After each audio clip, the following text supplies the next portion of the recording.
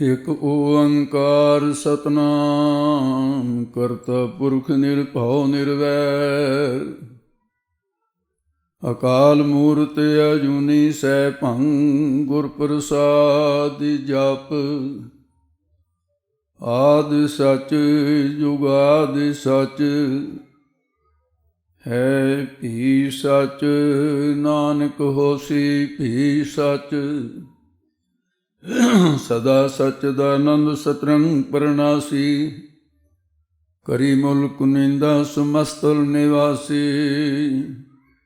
ਅਜਾਇਬ ਵਿਭੂਤੇ ਗਜਾਇਬ ਗਨੀਮੇ ਹਰੀਆਂ ਕਰੀਆਂ ਕਰੀ ਮੁਲ ਰਹੀਮੇ ਚਤਰ ਚਕਰ ਵਰਤੀ ਚਤਰ ਚਕਰ ਭੁਗਤੇ ਸਵੈਂ ਪ੍ਰਭ ਸੁਭਹੂੰ ਸਰਵਦਾ ਸਰਵ ਜੁਗਤੇ ਦੁਕਾਲੰ ਪਰਨਾਸੀ ਦਇਆਲੰ ਸਰੂਪੇ ਸਦਾ ਅੰਗ ਸੰਗੇ ਅਪੰਗੰ ਬਿਭੂਤੇ ਗੁਰੂ ਗ੍ਰੰਥ ਕਲ ਯੁਗ ਭਇਓ ਸ੍ਰੀ ਗੁਰੂ ਰੂਪ ਮਹਾਨ 10 ਪਾਤਸ਼ਾਹੀਆਂ ਰੂਪ ਇਹੋ ਗੁਰੂ ਗ੍ਰੰਥ ਜੀ ਜਾਨ ਜੋ ਮੁਝ ਵਚਨ ਸੁਨਨ ਕੀ ਚਾਏ ਗ੍ਰੰਥ ਵਿਚਾਰ ਸੁਨੋ ਚਿਤ ਲਾਏ ਮੇਰੋ ਰੂਪ ਗ੍ਰੰਥ ਜੀ ਜਾਨ ਯਾ ਮਹਿ ਭੇਦ ਨਾ ਰੰਚਕ ਮਾਨ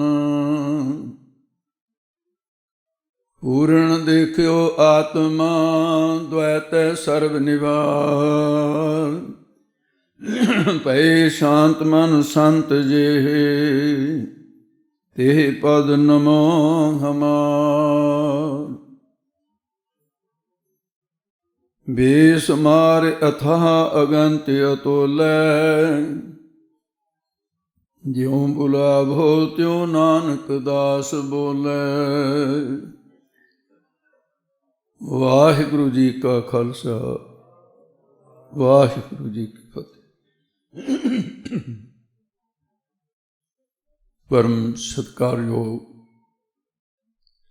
ਗੁਰੂ ਸਾਹਿਬ ਜੀ ਦੀ ਸਾਜੀ ਨਿਵਾਜੀ ਗੁਰੂ ਸਰੂਪ ਗੁਰੂ ਖਾਲਸਾ ਸਤ ਸੰਗਤ ਜੀਓ, ਆਪ ਸਰਬੱਤ ਸੰਗਤਾਂ ਸਤਿਗੁਰੂ ਮਹਾਰਾਜ ਸਾਹਿਬ ਜੀ ਦੀ ਮਹਾਨ ਬਖਸ਼ਿਸ਼ ਦਾ ਸਦਕਾ ਦਸੋਂ ਪਾਤਸ਼ਾਹੀਆਂ ਕੀ ਆਤਮਿਕ ਜੋਤ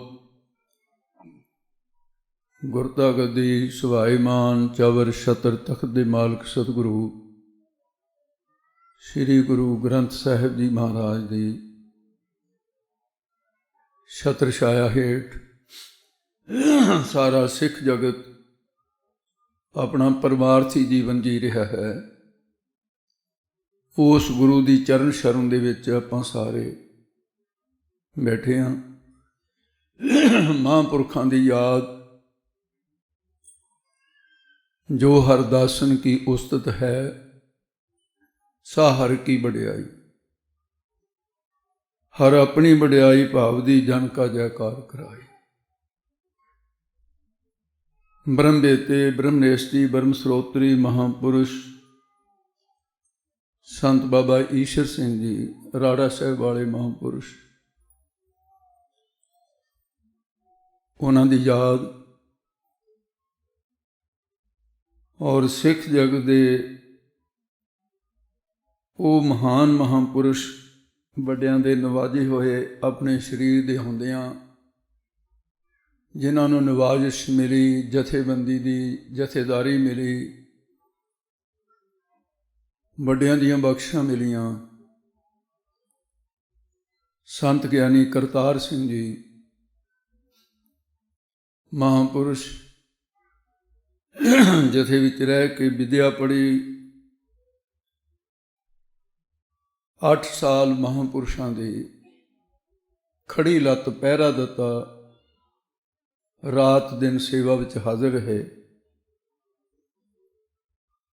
ਸ਼੍ਰੀਮਾਨ ਸੰਤ ਗਿਆਨੀ ਗੁਰਬਚਨ ਸਿੰਘ ਜੀ ਪਿੰਡਰਾਂ ਵਾਲੇ ਮਹਾਂਪੁਰਸ਼ ਵਿਦਿਆ ਮਾਰਤਨ 150 ਸਿੰਘਾਂ ਦਾ ਜਥਾ ਲੈ ਕੇ ਹਿੰਦੁਸਤਾਨ ਦੇ ਕੋਨੇ-ਕੋਨੇ ਵਿੱਚ ਇਤਿਹਾਸਕ ਸਥਾਨਾਂ 'ਤੇ ਜਾ ਕੇ ਅੰਮ੍ਰਿਤ ਸੰਚਾਰ ਕਰਨਾ, ਵਿਦਿਆ ਪੜ੍ਹਾਉਣੀ, ਗੁਰਮਤਿ ਦਾ ਪ੍ਰਚਾਰ ਕਰਨਾ। ਉਹਨਾਂ ਮਹਾਂਪੁਰਸ਼ਾਂ ਦੇ ਬੇਅੰਤ ਗਿਆਨੀ ਸਿੰਘ ਪੈਦਾ ਕੀਤੇ ਹੋਏ, ਪਾਠੀ ਸਿੰਘ ਪੈਦਾ ਕੀਤੇ ਹੋਏ, ਰਾਗੀ ਸਿੰਘ ਪੈਦਾ ਕੀਤੇ ਹੋਏ, ਅਤੇ ਉਹਨਾਂ ਦੀਆਂ ਬਖਸ਼ਿਸ਼ਾਂ ਦੇ ਪਾਤਰ ਸ਼੍ਰੀਮਾਨ ਸੰਤ ਗਿਆਨੀ ਕਰਤਾਰ ਸਿੰਘ ਜੀ, ਜਿਨ੍ਹਾਂ ਨੇ ਛੋਟੀ ਉਮਰ ਦੇ ਵਿੱਚ ਜਥੇ ਵਿੱਚ ਉਮਰ ਦੇ ਪੱਖ ਤੋਂ, ਕਿਉਂਕਿ ਮਹਾਂਪੁਰਸ਼ਾਂ ਦੇ ਆਪਣੇ ਬਚਨ ਹਨ ਵੀ ਭਾਈ ਤੁਹਾਡੇ ਸਾਰਿਆਂ ਵਿੱਚ ਸਭ ਤੋਂ ਛੋਟੀ ਉਮਰ ਦੇ ਭਾਈ ਕਰਤਾਰ ਸਿੰਘ ਜੀ ਨੇ, ਇਹ ਉਹਨਾਂ ਦੇ ਬਚਨ ਵੱਡਿਆਂ ਦੇ। ਤੁਸੀਂ ਵੱਡਿਆਂ ਦੇ ਨਵਾਜੇ ਹੋਏ ਹੋ, ਕਿਰਪਾ ਰੱਖਣੀ। ਅਤੇ ਸੰਤ ਗਿਆਨੀ ਕਰਤਾਰ ਸਿੰਘ ਜੀ ਮਹਾਂਪੁਰਸ਼ ਜਿਨ੍ਹਾਂ ਨੇ 8 ਸਾਲ ਦੇ ਵਿੱਚ 80 ਸਾਲ ਜਿੰਨਾ ਪ੍ਰਚਾਰ ਕਰ ਦਿੱਤਾ, 8 ਸਾਲ ਵਿੱਚ। ਉਹਨਾਂ ਮਹਾਂਪੁਰਸ਼ਾਂ ਦੀ ਯਾਦ ਅਤੇ ਸੰਤ ਮਹਾਂਪੁਰਸ਼ ਸੰਤ ਬਾਬਾ ਈਸ਼ਰ ਸਿੰਘ ਜੀ, ਦੋਨਾਂ ਮਹਾਂਪੁਰਸ਼ਾਂ ਦੀ ਸਾਂਝੀ ਯਾਦ ਸੰਪਰਦਾ ਦਮਦਮੀ ਟਕਸਾਲ ਦੇ ਨਾਲ ਹਿੱਤ ਰੱਖਣ ਵਾਲੇ ਦਮਦਮੀ ਟਕਸਾਲ ਦੇ ਗਿਆਨੀ ਸਿੰਘ, ਪ੍ਰਚਾਰਕ ਸਿੰਘ, ਪਾਠੀ ਸਿੰਘ, ਵਿਦਿਆਰਥੀ ਸਿੰਘ ਬਹੁਤ ਗਿਣਤੀ ਦੇ ਵਿੱਚ ਬੈਠੇ ਨੇ ਤੁਹਾਡੇ ਵਿੱਚ। ਸੰਤ ਬਾਬਾ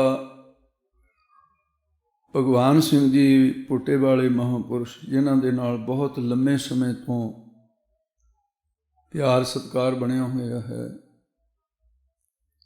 ਜਿਨ੍ਹਾਂ ਨੂੰ ਸੰਤ ਬਾਬਾ ਈਸ਼ਰ ਸਿੰਘ ਜੀ ਮਹਾਂਪੁਰਸ਼ ਬੜੇ ਅਪਣੱਤ ਵਿੱਚ ਕਹਿੰਦੇ ਸਨ, ਜੇ ਕੋਈ ਸਰੀਰਕ ਰੋਗੀ ਹੁੰਦਾ ਤੇ ਭਾਈ ਸਾਡੇ ਵੈਦ ਜੀ ਦੇ ਕੋਲੋਂ ਦਵਾਈ ਲੈ ਲਓ। ਇਸ ਸਮਾਗਮ ਦੇ ਵਿੱਚ ਬਹੁਤ ਵੱਡਾ ਯੋਗਦਾਨ ਸੰਤ ਬਾਬਾ ਭਗਵਾਨ ਸਿੰਘ ਜੀ ਦਾ ਔਰ ਤੁਹਾਡਾ ਸਾਰਿਆਂ ਗੁਰਮੁਖਾਂ ਦਾ, ਔਰ ਇਨ੍ਹਾਂ ਹੀ ਮਹਾਂਪੁਰਸ਼ਾਂ ਨੇ ਦਾਸ ਦੇ ਜਥੇ ਦੇ ਵਿੱਚ ਗਿਆਨੀ ਭਾਈ ਚਰਨਜੀਤ ਸਿੰਘ ਜੀ ਨੂੰ ਭੇਜਿਆ, ਜੋ ਬੈਠੇ ਨੇ ਸਟੇਜ ਦੇ ਉੱਤੇ। ਉਹ ਜਥੇ ਵਿੱਚ ਰਹੇ, ਪੜ੍ਹਾਈਆਂ ਕੀਤੀਆਂ। ਇਹ 2 ਤਖਤ ਸਾਹਿਬਾਨਾਂ 'ਤੇ ਸੇਵਾ ਮਿਲੀ, ਸ੍ਰੀ ਪਟਨਾ ਸਾਹਿਬ, ਸ੍ਰੀ ਅਨੰਦਪੁਰ ਸਾਹਿਬ। ਇਹਨਾਂ ਮਹਾਂਪੁਰਸ਼ਾਂ ਦਾ ਔਰ ਅੱਜ ਦੀ ਨੌਜਵਾਨ ਪੀੜ੍ਹੀ ਦੇ ਵਿੱਚ ਦੀਵਾ ਲੈ ਕੇ ਢੂੰਢੀਏ ਐਸੇ ਨਿਮਰਤਾ ਵਾਲੇ ਔਰ ਵਿਦਵਾਨ ਗਿਆਨੀ ਚਰਨਜੀਤ ਸਿੰਘ ਵਰਗੇ ਲੱਭਣੇ ਔਖੇ। ਸ਼੍ਰੋਮਣੀ ਗੁਰਦੁਆਰਾ ਪ੍ਰਬੰਧਕ ਕਮੇਟੀ ਨੇ ਯੋਗ ਸਥਾਨਾਂ 'ਤੇ ਇਹਨਾਂ ਨੂੰ ਸੇਵਾਵਾਂ ਦਿੱਤੀਆਂ, ਨਿਭਾ ਰਹੇ। ਸੋ ਆਓ ਦੋਨਾਂ ਮਹਾਂਪੁਰਸ਼ਾਂ ਦੀ ਸਾਂਝੀ ਵਰਸੀ ਹੈ। ਸਮੁੱਚੇ ਰੂਪ ਦੇ ਵਿੱਚ ਦੋਨਾਂ ਮਹਾਂਪੁਰਸ਼ਾਂ ਦੇ ਸਵਾਗਤ ਵਿੱਚ ਮੈਂ ਸ੍ਰੀ ਗੁਰੂ ਗ੍ਰੰਥ ਸਾਹਿਬ ਜੀ ਦੀ ਅੰਮ੍ਰਿਤ ਵਚਨਾਂ ਦੀ ਆਵਾਜ਼ ਜਿਹੜੀ ਹੈ, ਕਬੀਰ ਸਾਹਿਬ ਦੀ ਰਚਨਾ ਤੋਂ ਜੋ ਅੰਮ੍ਰਿਤ ਵਚਨ ਆਇਆ, ਉਹਦੇ ਨਾਲ ਮੈਂ ਆਪ ਜੀ ਦੇ ਨਾਲ ਵਿਚਾਰ ਸਾਂਝੇ ਕਰਨੇ ਆਰੰਭ ਕਰਦਾ। ਕਬੀਰ ਸਾਹਿਬ ਜੀ ਨੇ ਫਰਮਾਨ ਕੀਤਾ, ਕਬੀਰ ਭਲੇ ਭਈ ਜੋ ਭਉ ਭਰਿਆ, ਦਿਸਾਂ ਗਈ ਸਭ ਭੂਲ, ਓਰਾ ਕਰ ਪਾਣੀ ਪਿਆ, ਜਾਏ ਮਿਲਿਓ ਢਲ ਫੂਲ। ਐਨ ਢੁੱਬ ਦੀ ਬਾਤ ਹੈ। ਕਬੀਰ ਸਾਹਿਬ ਜੀ ਦਾ ਇਹ ਇਸ਼ਾਰਾ, ਜਿਹਦੇ ਗਹਿਰੇ ਤੋਂ ਗਹਿਰੇ ਅਰਥ ਵੀ ਕੀਤੇ ਜਾ ਸਕਦੇ ਨੇ, ਵੱਡਿਆਂ ਮਹਾਂਪੁਰਸ਼ਾਂ ਨੇ ਕੀਤੇ ਹੋਏ। ਅਤੇ ਜਿਹੜੇ ਸਰਲ ਅਰਥ ਨੇ, ਆਪਾਂ ਉਹਨਾਂ ਦੇ ਪਹਿਰੇ ਵਿੱਚ ਰਹੀਏ। ਸਤਿਪੁਰਸ਼ਾਂ ਦਾ ਜੀਵਨ ਇਸ ਤੁਕ ਦੇ ਨਾਲ ਦੋਨਾਂ ਮਹਾਂਪੁਰਸ਼ਾਂ ਦਾ ਮੇਲ ਖਾਂਦਾ। ਕਬੀਰ ਸਾਹਿਬ ਜੀ ਆਪਣੇ ਜਗਿਆਸੂਆਂ ਨੂੰ ਦੱਸਦੇ ਨੇ, कि बड़ी चंगी गल होई है कबीर भली भली जो भौ भरिया। ये गल बड़ी चंगी होई कि मैनू परमात्मा का डर पैदा हो गया हिरदे विच।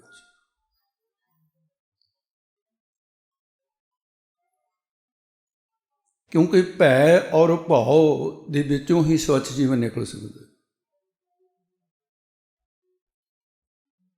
ये बड़ी चंगी गल होई कि मैनू परमात्मा का हिरदे च डर पैदा होया।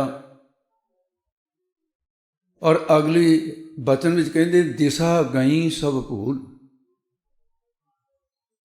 कबीर साहब कहते मेरे मन की जिहड़ी दशा सी वो किहड़ी दशा सी, किहड़ी भुली है। कहते जिहड़े मेरे मन का रुख संसार वाले पासे नूं सी, मेरे मन ने संसार के पदार्थों वाल रुख फड़िया होया सी, ते वो जिहड़ी दिशा सी याद आउण ते भी हट गई, भुल गई। यानी संसार की निवृत्ति हो गई। मुक्ति का स्वरूप होर की है? असत जड़ दुख रूप संसार की निवृत्ति, सत चेतन आनंद ब्रह्म की प्राप्ति। ये मुक्ति का स्वरूप विधान है कि मुक्ति जिहड़ी है एवें मुक्तों मुक्ति नहीं मिलती, कहण दे नाल मुक्ति नहीं मिलती कि मैं मुक्त हो गया। तो मुक्ति के लिए सब कुछ कुर्बान करना पैंदा है, अपने लिए कुछ भी बाकी नहीं बचता, उस तो बाद मुक्ति मिलती है। जदों अपने लिए कुछ साढ़े कोल है उन्नी देर तक मुक्ति नहीं है।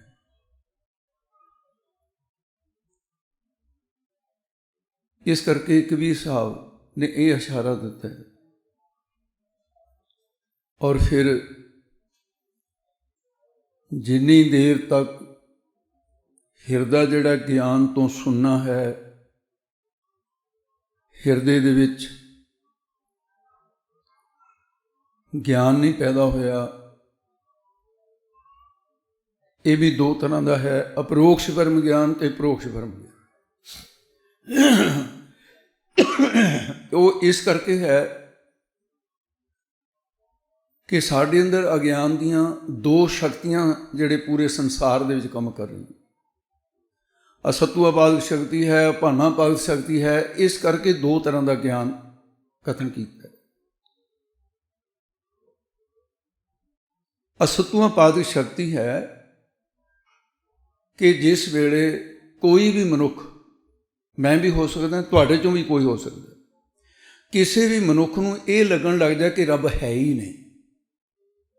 की होया उसनूं? अज्ञान की एक शक्ति ने उहदा हिरदा जिहड़ा मुकम्मल तौर पर ढक लिया कि रब है ही नहीं। असत्वापादक शक्ति है अज्ञान की, जिन्हें ऐसा कहा दिता, ਉਹਦਾ ਵਿਚਾਰੇ ਦਾ कसूर कोई नहीं है, अज्ञान के काबू आ गया।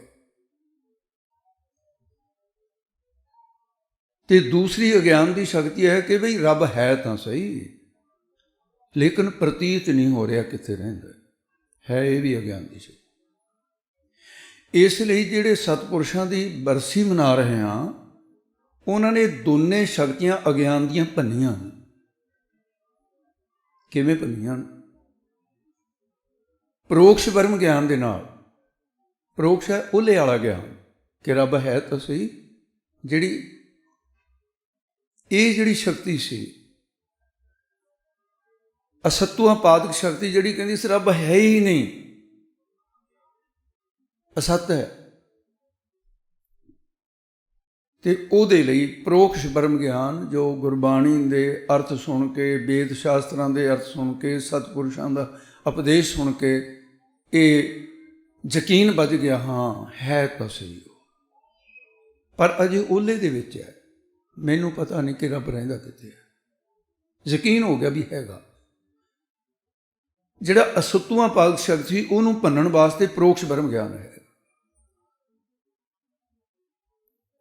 कई बार ये बड़ी हैरानी हुंदी है जिन्होंने ब्रह्म ज्ञान के अर्थां का भी नहीं पता, ब्रह्म ज्ञान की किस्मां का नहीं पता, तो वह फिर अपने आप को ब्रह्म ज्ञानी इश्तिहारां ते कहा लैण, अखबारां च दे देण ब्रह्म ज्ञानी थोड़ी हो गया। कहण वालियां नूं भी ये नहीं पता कि ब्रह्म ज्ञान हुंदा की है। ਬ੍ਰਹਮ ਵਿਆਪਕ ਦਾ ਨਾਮ ਹੈ, ਸੰਸਕ੍ਰਿਤ ਦਾ ਸ਼ਬਦ ਹੈ। ਬ੍ਰਹਮ ਵਿਆਪਕ ਦਾ ਅਰਥ ਦਿੰਦਾ ਹੈ, ਵਿਆਪਕ ਪਰਮਾਤਮਾ ਦਾ ਗਿਆਨ। ਕਿ ਵਾਸੁਦੇਵ ਸਰਵਤਰ में ऊन न कतहु उठाए, जतर जतर मनो जाति ततर ततर ब्रह्म दृष्टाति। इस करके ਤੇ ਫਿਰ ਅਪਰੋਕਸ਼ ਬ੍ਰਹਮ ਗਿਆਨ ਦੀ ਸ਼ਕਤੀ ਜਿਹੜੀ ਹੈ, ਅਭਾਨਾ ਪਾਦਕ ਸ਼ਕਤੀ ਜਿਹੜੀ ਇਹ ਕਹਿ ਰਹੀ ਸੀ ਕਿ ਰੱਬ ਹੈ ਤਾਂ ਅਸੀਂ ਪਤਾ ਨਹੀਂ ਹੈ ਕਿਤੇ, ਉਹ ਅਪਰੋਕਸ਼ ਬ੍ਰਹਮ ਗਿਆਨ, ਪ੍ਰਤੱਖ ਗਿਆਨ ਜਿਹੜਾ ਹੈ, ਆਪਣੇ ਆਤਮਾ ਦੀ ਲਗਤਾ। ਅਸੀਂ ਮਨੁੱਖ ਸਰੀਰ ਵਿੱਚ ਆਏ ਹੀ ਇਸ ਵਾਸਤੇ ਆਏ, ਤੁਸੀਂ ਮੈਂ ਸਭ ਆਏ ਇਹੀ ਕਾਰਜ ਕਰਨ ਵਾਸਤੇ ਹੈ। ਸਾਡਾ ਸੰਸਾਰ ਵਿੱਚ ਆਉਣ ਦਾ ਮੁੱਖ ਮੰਤਵ ਹੀ ਇਹੀ ਹੈ।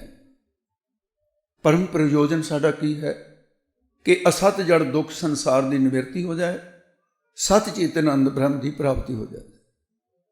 ਪਰ ਜਿੰਨੀ ਦੇਰ ਤੱਕ ਬ੍ਰਹਮ ਗਿਆਨ ਤੋਂ ਹਿਰਦਾ ਖਾਲੀ ਹੈ ਤਾਂ ਪੈਂਗਲ ਉਪਨਿਸ਼ਦ ਦਾ ਇੱਕ ਸੂਤਰ ਹੈ, ਰਿਤੇ ਗਿਆਨਾਤ ਨ ਮੁਕਤੀ ਨਾਨਿਆ ਪੰਥ ਵਿਦਿਆ ਤੇ। ਨਹੀਂ, ਜਿੰਨੀ ਦੇਰ ਤੱਕ ਬ੍ਰਹਮ ਗਿਆਨ ਨਹੀਂ ਹੈ ਉਨੀ ਦੇਰ ਤੱਕ ਮੁਕਤੀ ਵੀ ਨਹੀਂ ਹੈ। ਮੰਨੈ ਪਾਵ ਹੈ ਮੋਖ ਦੁਆਰ। 4 ਪੌੜੀਆਂ ਸਰਵਣ ਦੀਆਂ, 4 ਮੰਨਣ ਦੀਆਂ, ਤੇ 1 ਪੌੜੀ ਦੀ ਨਿਧਿਆਸਨ, ਤੇ 4 ਪੌੜੀਆਂ ਦੇ ਅਖੀਰ ਦੇ ਵਿੱਚ ਤਤ ਤੂੰ ਪਾਦਾ ਸੰਸ਼ੋਧਨ, ਤੇ ਜਪਜੀ ਸਾਹਿਬ ਤਰਤੀਬ ਹੈ ਸਾਰੀ।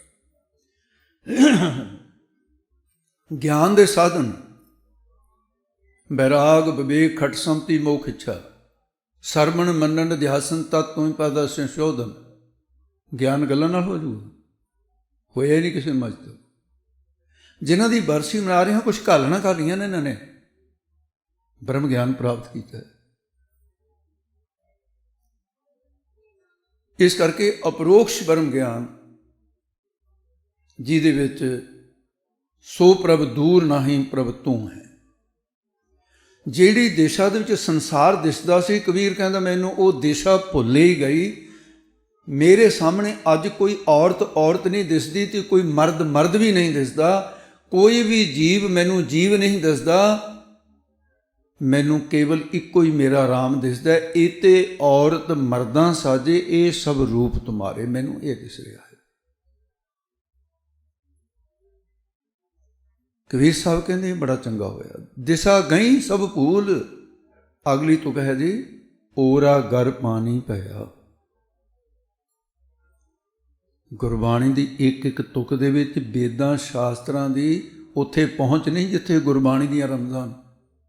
ਵੇਦ ਸ਼ਾਸਤਰ ਪਿੱਛੇ ਰਹਿ ਜਾਂਦੇ। ਤੇ ਮਹਾਰਾਜ ਸਾਹਿਬ ਜੀ ਨੇ ਬਹੁਤ ਵੱਡਾ ਪਰਉਪਕਾਰ ਕੀਤਾ, ਜੋ ਸਾਨੂੰ ਗੁਰੂ ਗ੍ਰੰਥ ਸਾਹਿਬ ਵਰਗੇ ਗੁਰੂ ਸਦਾ ਰਹਿਣ ਦੇ ਲਈ ਹਮੇਸ਼ਾ ਸਾਨੂੰ ਉਸ ਗੁਰੂ ਦੇ ਲੜ ਲਾਇਆ। ਇਹ ਸਤਿਗੁਰੂ ਮਹਾਰਾਜ ਸਾਹਿਬ ਜੀ ਦੇ ਦਰੋਂ ਘਰੋਂ ਬਰੋਸਾਏ ਹੋਏ ਮਹਾਂਪੁਰਸ਼, ਉਹਨਾਂ 'ਤੇ ਐਨ ਢੁੱਕਦੀ ਹੈ ਗੱਲ। ਅੱਗੇ ਕੀ ਹੈ, ਓਰਾ ਗੜੇ ਨੂੰ ਕਹਿੰਦੇ ਨੇ। ਜਦੋਂ ਬਾਰਿਸ਼ ਹੁੰਦੀ ਹੈ ਇਹਦੇ 'ਚ ਬਰਫ਼ ਦੇ ਐਡੇ ਐਡੇ ਕਾਫੀ ਵੱਡੇ ਵੀ ਕਈ ਵਾਰੀ ਗੜੇ ਪੈਂਦੇ ਆ, ਫਸਲਾਂ ਨੂੰ ਮਾਰ ਦਿੰਦੇ ਆ। ਬੰਦੇ ਦੇ ਚੋਟ ਲੱਗੇ, ਕਈਆਂ ਬੰਦਿਆਂ ਨੂੰ ਬੇਹੋਸ਼ ਕਰ ਦਿੱਤਾ ਗਿਆ ਇਹਨਾਂ ਗੜਿਆਂ ਨੇ। ਇਹ ਬਹੁਤ ਹੀ ਬਿਮਾਰ ਗੜਿਆਂ ਦੀ ਪੈ ਜਾਏ, ਪਸ਼ੂ ਮਰ ਜਾਂਦੇ ਨੇ, ਪੰਛੀ ਮਰ ਜਾਂਦੇ ਨੇ, ਫਸਲਾਂ ਮਰ ਜਾਂਦੀਆਂ। ਹੁਣ ਗੜੇ ਦਾ ਨਾਂ ਲਿਆ ਕਬੀਰ ਸਾਹਿਬ ਨੇ। ਕਬੀਰ ਸਾਹਿਬ ਕਹਿੰਦੇ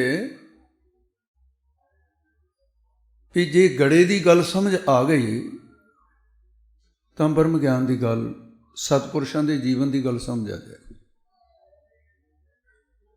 ਹੁਣ ਗੜਾ ਬਣਦਾ ਕਿਵੇਂ, ਇਹਨੂੰ ਥੋੜ੍ਹਾ ਜਿਹਾ ਸਮਝਣ ਦੀ ਲੋੜ ਹੈ।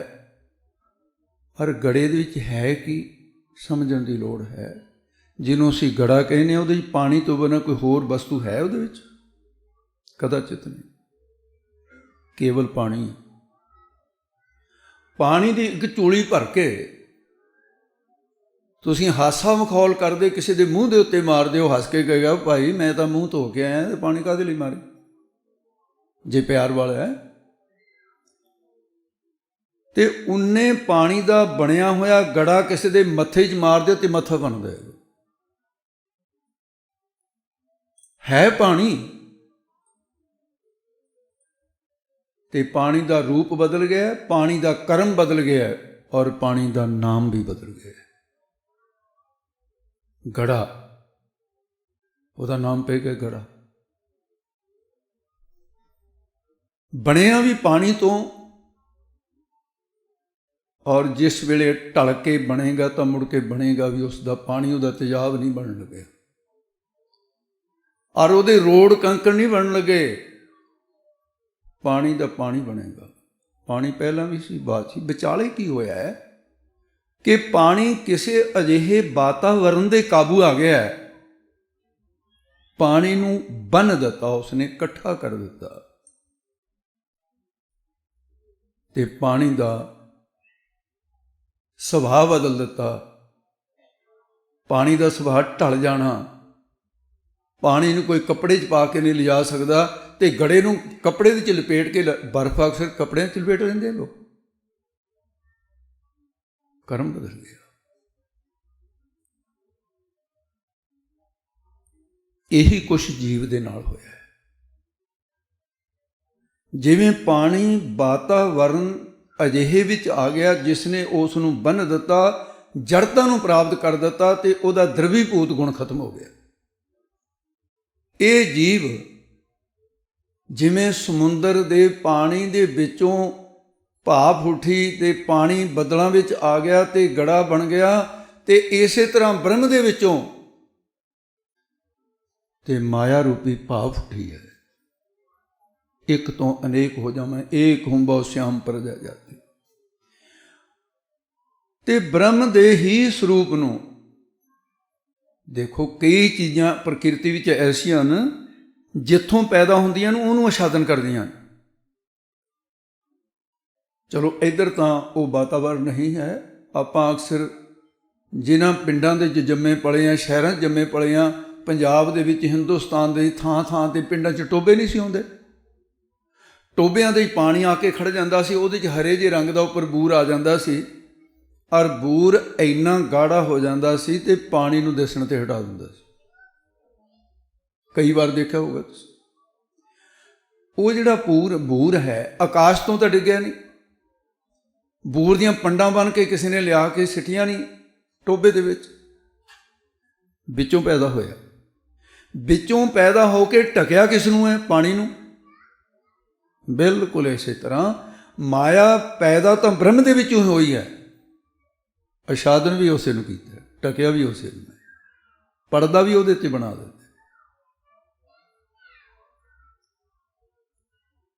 ਤੇ ਇਸੇ ਤਰ੍ਹਾਂ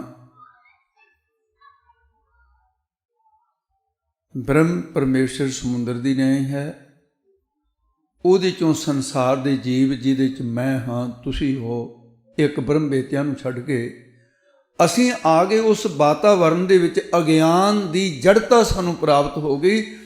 ਅਸੀਂ ਬ੍ਰਹਮ ਦਾ ਰੂਪ ਸੀ, ਪਾਣੀ ਦੀ ਹਰ ਬੂੰਦ ਸਮੁੰਦਰ ਦਾ ਰੂਪ ਹੈ, ਪਰ ਉਹ ਰਹੀ ਨਾ। ਜਦੋਂ ਕਾਬੂ ਆ ਗਈ ਵਾਤਾਵਰਨ ਦੇ, ਉਹਦਾ ਕੜਾ ਬਣ ਗਿਆ।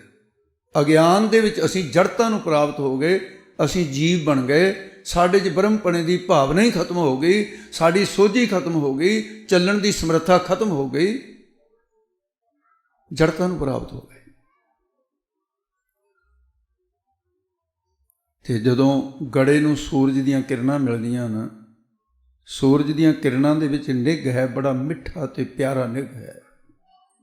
ਜਿਉਂ ਹੀ ਗੜੇ ਦੇ ਉੱਤੇ ਸੂਰਜ ਦੀਆਂ ਕਿਰਨਾਂ ਪੈਣੀਆਂ ਸ਼ੁਰੂ ਹੁੰਦੀਆਂ ਨਾ, ਤੇ ਗੜਾ ਢਲਣਾ ਸ਼ੁਰੂ ਹੋ ਜਾਂਦਾ, ਉਹ ਆਪਣੇ ਵਾਸਤਵ ਰੂਪ ਦੇ ਵਿੱਚ ਆਉਣਾ ਸ਼ੁਰੂ ਹੋ ਜਾਂਦਾ ਹੈ। ਪਹਿਲਾਂ ਵੀ ਪਾਣੀ ਸੀ, ਤੇ ਜਦੋਂ ਹੌਲੀ ਹੌਲੀ ਢਲਦਾ ਢਲਦਾ ਇੱਕ ਸਮਾਂ ਐਸਾ ਆ ਜਾਂਦਾ ਹੈ ਤੇ ਗੜੇ ਦਾ ਨਾਂ ਹੀ ਖਤਮ ਹੋ ਜਾਂਦਾ। ਦੇਖਦਿਆਂ ਦੇਖਦਿਆਂ ਗੜੇ ਦਾ ਨਾਂ ਹੀ ਖਤਮ ਹੋ ਗਿਆ, ਗੜੇ ਦਾ ਸਰੂਪ ਹੀ ਖਤਮ ਹੋ ਗਿਆ, ਤੇ ਜਿਹੜਾ ਬਾਕੀ ਬਚਿਆ ਪਾਣੀ। ਇਸੇ ਤਰ੍ਹਾਂ ਬ੍ਰਹਮ ਗਿਆਨੀ ਮਹਾਂਪੁਰਸ਼, ਉਹਨਾਂ ਨੂੰ ਮਿਲਿਆ ਗੁਰੂ ਰੂਪੀ ਸੂਰਜ। ਗੁਰੂ ਰੂਪੀ ਸੂਰਜ ਦੀਆਂ ਮਿਲ ਰਹੀਆਂ ਨਿੱਘੀਆਂ ਤੇ ਪਿਆਰੀਆਂ ਜਿਹੀਆਂ ਗਿਆਨ ਦੀਆਂ ਕਿਰਨਾਂ। ਸੂਰਜ ਕਿਰਨ ਮਿਲੇ, ਪੜ੍ਹਦੇ ਆ ਨਾ ਅਕਸਰ ਇਹ ਸ਼ਬਦ ਪੜ੍ਹਦੇ ਰਹੇ ਨੇ, ਸੂਰਜ ਕਿਰਨ ਮਿਲੇ, ਜਲ ਕਾ ਜਲ ਹੁਆ। ਦੇਖੋ ਰਮਜ਼ ਕਹੇ ਸੀ ਮਹਾਰਾਜ ਨੇ ਕਿ ਗੁਰਸਿੱਖੋ ਪਹਿਲਾਂ ਵੀ ਪਾਣੀਓ ਸੀ, ਪਾਣੀ ਦਾ ਹੀ ਪਾਣੀ ਹੋਇਆ ਹੈ।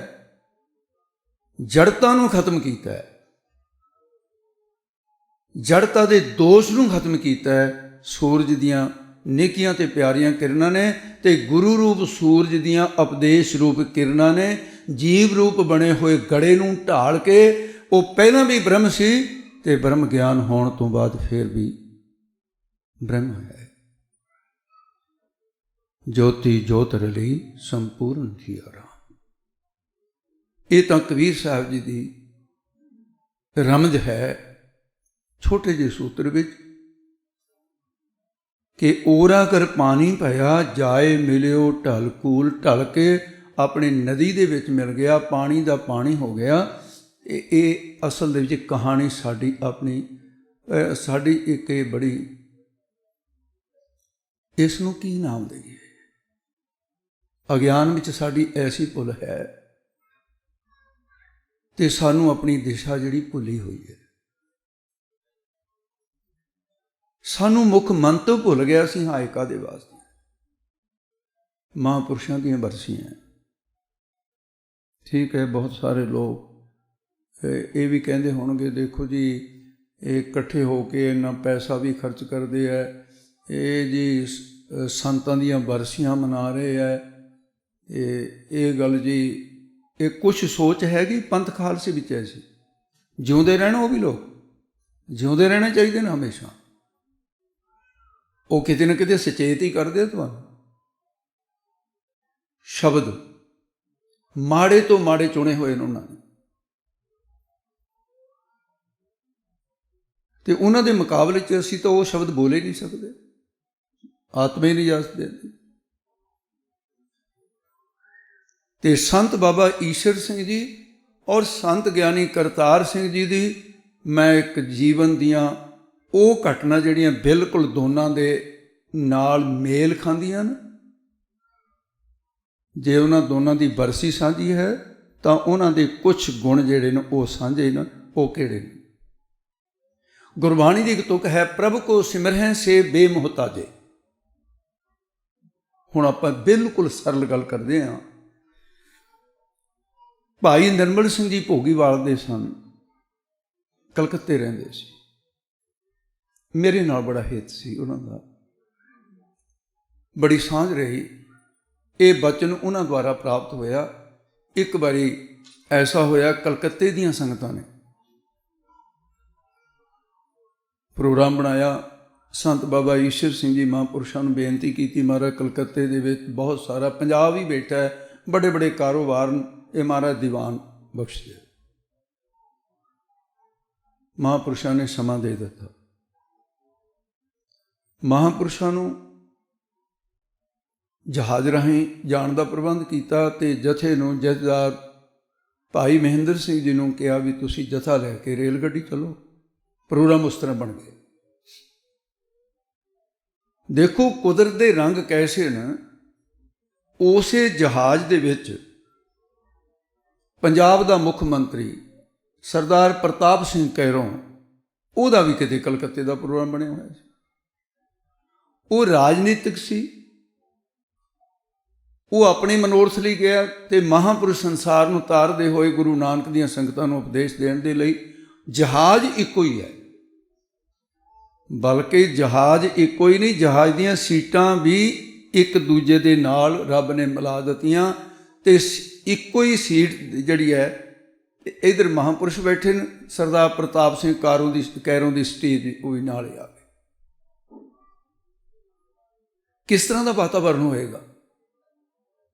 ਪੰਜਾਬ ਦਾ ਮੁੱਖ ਮੰਤਰੀ ਸਰਦਾਰ ਪ੍ਰਤਾਪ ਸਿੰਘ ਕੈਰੋਂ ਇੱਕ ਸ਼ਕਤੀਸ਼ਾਲੀ ਉਹ ਮੁੱਖ ਮੰਤਰੀ ਹੋਇਆ ਜਿਹਦੇ ਕੋਲੋਂ ਦੇਸ਼ ਦਾ ਪ੍ਰਧਾਨ ਮੰਤਰੀ ਨਹਿਰੂ ਵੀ ਪੈਸੇ ਖਾਂਦਾ ਸੀ। ਬੜੀ ਜ਼ਰੂਰਤ ਸੀ ਉਸ ਸਰਦਾਰ, ਪਰ ਆਕੜ ਕਰਨਾ ਵੀ ਪੂਰਾ ਹੀ ਸੀ। ਉਹਨੇ ਦੇਖਿਆ ਸੰਤਾਂ ਵੱਲ ਵੀ ਚਲੋ ਕੋਈ ਚੋਲੇ ਵਾਲਾ ਕੋਈ ਮਹਾਂਪੁਰਸ਼ ਬੈਠਾ, ਠੀਕ ਹੈ। ਮਹਾਂਪੁਰਸ਼ਾਂ ਤਾਂ ਆਪਣੇ ਧਿਆਨ ਦੇ ਵਿੱਚ ਨਿਮਗਨ ਸਨ। ਬਹੁਤ ਵੱਡੀ ਆਰਾਧਨਾ ਸੀ ਮਹਾਂਪੁਰਸ਼ਾਂ ਦੀ।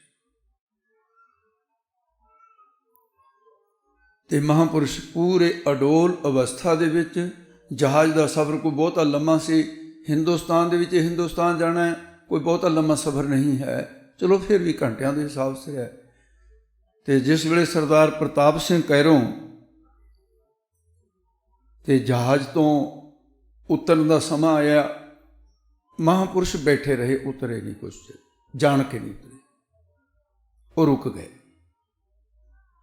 प्रताप सिंह कैरों जो जहाज़ तो अपनी सीट छड़ के ਉਹਦੀ ताकी तो अगे आया, तो ज्यों देखा भी इन्ना मुल्क उतरिया, सारा कलकत्ता ही आ गया स्वागत करने वास्ते।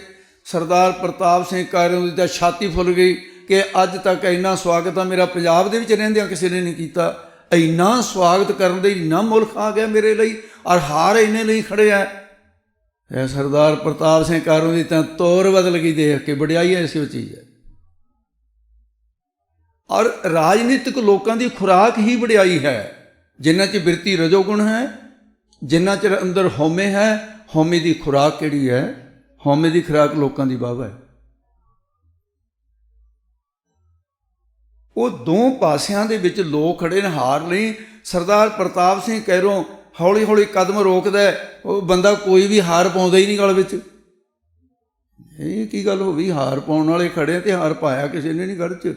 एक दो कन्ने नहीं देखा, वो कुछ बंदे वो भीड़ दे विचों आए, वो जिहड़े सरकारी बंदे सी, सरदार दे गल च हार पाए दो चार क। वो देखदा भी बाकी दे हार, ये वडियाई की कोई लिमिट थोड़ी है भी इन्नी क वडियाई नाल मेरा घर पूरा हो जाऊगा। वो तो सारी हार कहते सी मेरे गल च पै जाण, फिर किते जाके ਉਹਦਾ घर पूरा होना सी, पर होया नहीं। वो अगे चलदा है तो पिछा मुड़ के जदों देखदा है तो संत बाबा ईश्वर सिंह जी जदों अगे आए, लोगों को बारी नहीं मिलती हार पाउण दी। महापुरखों का सारा हार दी ना भर गया, फुलों की बरखा हो रही है, तो सरदार पिछे बैठ के देखता है भी ये एडे महान पुरुष ने। चलो जी, मुख की गल वो पहुँचया, मन को कुछ थोड़ी जी चोट लगी है, उन्होंने कुछ समझ आई कि जिन्हों दिन मैं सफ़र किया है कोई मामूली इंसान नहीं। लोगों की वडियाई नाल समझ आई, गल वो नहीं आई। अज्ञानी लोगों को कानून आती है समझ, ये किसी होर दृष्टिकोण तो देखते रहते। महापुरुषों ने जाके अपना समय सिर, बहुता बोलते नहीं सी, बहुता मिलते नहीं सी, बहुत ना ही बोलना उन्होंने जीवन सी। संत महाराज जाके अपना दीवान का समा हो गया तो बहुत बड़ा इकट्ठ होया। सरदार प्रताप सिंह कैरों ने अपने जिहड़े मिलन वाले सी, उन्होंने सरकारी बंदे इंतजाम करने वाले सी, उन्होंने कहा भी तुसी महापुरुषों तो टाइम लो, मैं उन्होंने दर्शन करने। तो महापुरुषों नूं बेनती की प्रबंधकों ने, देखो हुण जिहड़े चाहे श्रद्धालु भी होण महापुरुषों के, वो किते ना किते उन्हां दीयां तारां भी राजनीतिक लोगों नाल थोड़ियां बहुत जुड़ियां होंदियां, लोगों तो काम लेना। तो उन्होंने कहा महाराज जी भी सरदार प्रताप सिंह कैरों भी आप जी नूं मिलना चाहुंदा है। तो महापुरुष बहुता लम्मा चौड़ा जवाब नहीं दिंदे, कहते मिले हुई हाँ, की लोड़ है। हुण प्रताप एडा सी, मुड़ के वो फिर मुड़ के कह दिए कि महाराज जी वो बार बार कह रहा है, कहते भाई इकट्ठे ही आए हैं, कहते हुण मिलन दे लई बाहां अकड़ गईयां ओहदियां। ये शब्द फिर थोड़ा जा कहते महा ने मिलन दे लई बाहां अकड़ियां, कहते आपां इकट्ठे ही आए हैं, उत्थे जा मिलने हैं, हुण की बार बार मिलना। तीसरा सुनेहा आया, महापुरुष कहते चलो लै आओ।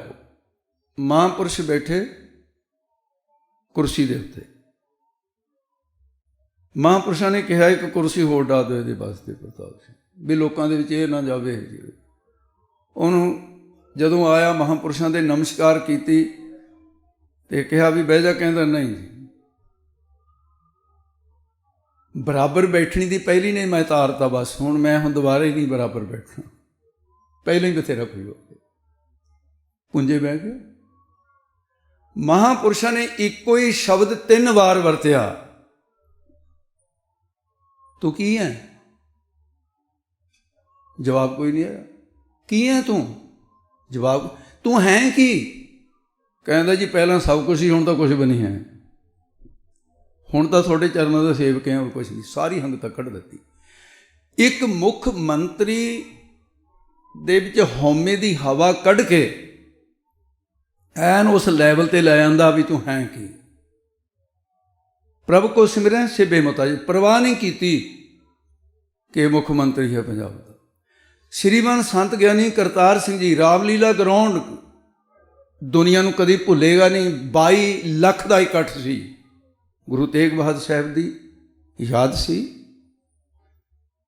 स्टेज के उत्ते खचा खच भरी है तो संत ज्ञानी करतार सिंह जी बैठे न, तो जिस वे देश की प्रधानमंत्री इंदिरा आउंदी है, संत ज्ञानी करतार सिंह तो बिना बाकी सारे उठ के खड़े हो गए।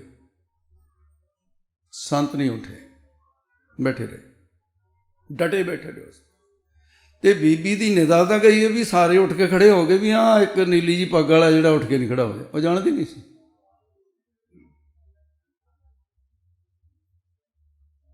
तो जथेदार संतोख सिंह जी जां होर जिहड़े चापलूसी करन दियां भी हद्दां ही होंदियां, हद्दां ही टप गए ते मैक फड़ के बीबी जी की लगे उस्तत करन कि जी सिखां दे नाल रिश्तेदारी पा के बीबी जी ने बड़ा परोपकार किया, आह कीता वो कीता। उस बाद संत ज्ञानी करतार सिंह जी बोले 25 मिनट, धजियां उड़ा दित्तियां। 22 ਲੱਖ दे विच कहंदे हो सिखो तुहाडी एडी जमीर मर गई। मुगलों के राज दे च आही कुछ करते सी। हिंदू धर्म के लोग अपनियां धीआं दे टोले दे दे के ये छोटे छोटे राज लेंदे रहे, तुसीं भी आही काम करदे हो। ओए आसान मनना चाहिए इस बीबी इंदिरा नूं, गुरु तेग बहादुर साहब दा, ते जिन्हां ने तिलक ते जंजू दे राखे बन के अपना सिर ते धड़ वखरा करा लिया, ते आसान तां इन्हां नूं मनना चाहिए। तो उहदे च खड़का दित्ती जी बीबी देश की रीत बन की हो गया, पसीना पसीना आ गया प्रधानमंत्री देश की। प्रधानमंत्री भी यह बनया की है। उन्हें कोल बैठे संतोख सिंह नूं पुछया वे जथेदारा यह है कौन? वो कहते जी ये भिंडरां वाली टकसाल के मुखी ने संत करतार सिंह, संत ज्ञानी गुरबचन सिंह जी के नवाजे हुए।